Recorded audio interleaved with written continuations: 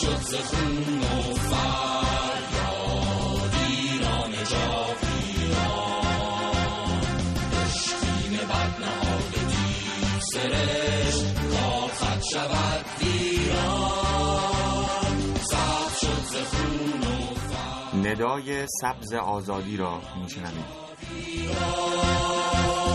آفتاب دل نواز آزادی فردا شود تابان. اخبار یک شنبه 10 مرداد 1389. زیا نووی، مجید دری، علی ملیحی و غلام حسین عرشی از زندانیان سیاسی اوین که از چند روز پیش دست به اعتصاب غذا زدند به بهداری اوین منتقل شدند. طبق اخبار رسیده از زندان اوین به کلمه، زیا نووی دانشجوی محروم از تحصیل و فعال دانشجویی، علی ملیحی فعال دانشجویی و عضو ادوار تحکیم، مجید دری دانشجوی ستاره‌دار و غلام حسین عرشی از شهروندان معترض به نتایج انتخابات دیروز به خاطر وخامت وضعیت جسمیشان به بهداری زندان منتقل شدند. آنها پس از دریافت خدمات اولیه پزشکی و زدن سرم دوباره به سلول انفرادی بازگردانده شدند. این زندانیان به اعتصاب غذای خود ادامه دادند.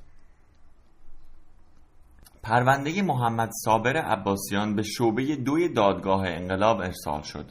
به گزارش کلمه، پدر محمد صابر عباسیان گفت وکیل پرونده این زندانی سیاسی برای مطالعه پرونده موکلش 1 هفته وقت درخواست کرده است.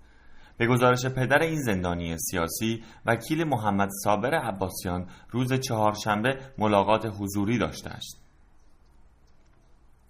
روز 13 مرداد دادگاه رسیدگی به اتهامات مریم بیتگلی و فاطمه مسجدی از فعالان جنبش زنان و کمپین 1 میلیون امضا در شعبه 2 دادگاه انقلاب قم برگزار خواهد شد.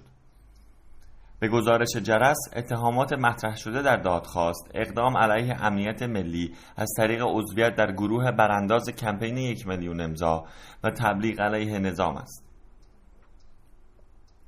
پیمان اکبری آزاد از بازداشت شدگان حوادث 6 دی‌ماه که به بیماری دیابت مبتلاست و باید روزانه 2 بار انسولین تزریق کند، در دومین روز از اعتصاب غذا بیهوش و بهداری زندان اوین منتقل شده بود.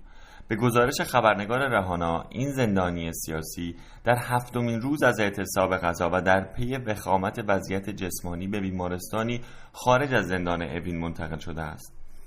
پیمان اکبری آزاد یک بار دیگر نیز در تاریخ 12 تیر ماه 89 به دلیل عدم رسیدگی پزشکی پس از بیهوش شدن در سلولش به اغما رفته بود. پیکر استاد محمد نوری، خواننده پیشکسوت، ساعت 9:30 روز دوشنبه 11 مرداد با حضور هنرمندان موسیقی و دوستداران این هنرمند از مقابل تالار وحدت به سوی قطعه هنرمندان بهشت زهرا تشییع می شود. قائم مقام دبیر کل جبهه مشارکت ایران اسلامی با بیان اینکه خبر روزنامه جوان کذب است، درباره واکنش او به بیانیه حزب مطبوعش درباره اظهارات اخیر آیت الله جنتی تاکید کرد که از محتوای بیانیه جبهه مشارکت دفاع می‌کند. به گزارش پارلمان نیوز، عبدالله رمضانزاده اظهار داشت روزنامه جوان امروز به نقل از من و آقایان میردامادی، تاجزاده و صفایی فراهانی نوشته که ما بیانیه اخیر جبهه مشارکت ایران اسلامی را در مورد اظهارات آقای جنتی جعلی دانستیم که من به نوبه خودم این خبر را تکذیب می کنم و تاکید می کنم که با هیچ کس مصاحبه‌ای انجام ندادم. جمعی از فعالین سیاسی در سراسر دنیا در همبستگی با زندانیان سیاسی دربند و به دنبال اعتصاب غذای 17 تن از زندانیان سیاسی در اعتراض به عدم رسیدگی به وضعیت این زندانیان دوشنبه 2 آگوست را روز اعتصاب غذا در همبستگی با زندانیان سیاسی اعلام کردند.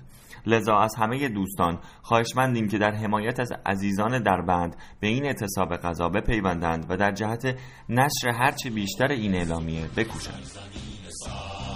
یک تنین ساز بر شد و به روح و جان خستگان نشست، خنده ها ز گرمی صدای او شکفت، یک جهان ترانه امید ما شنفت، از هراس ظالمان گلوله های بیم بر تن وطن نشست و قلب عاشقان شکست و سبز شد ز خون و